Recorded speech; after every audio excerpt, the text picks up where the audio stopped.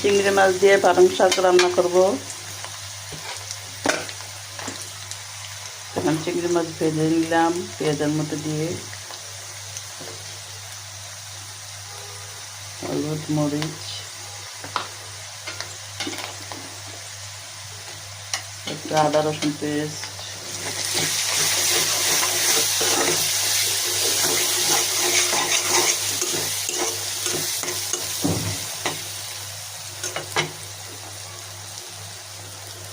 সবুজ সবজি শাকসবজির মধ্যে একটু বেশি দিতে হয় মশলা, আর একটু দিয়ে দিলাম।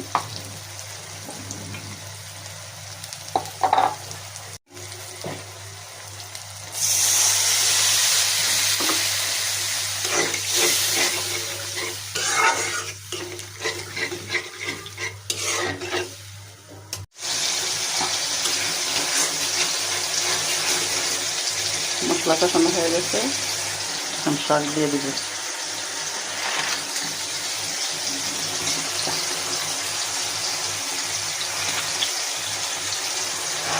চিংড়ি মাছ দিয়ে পালং শাক দারুণ মজা লাগে। এটা পানি দেওয়ার দরকার হয় না, পানি উঠে যায়, যেহেতু পানি উঠে যায় একটু হয়ে যায়। বাকি শাকগুলো দিয়ে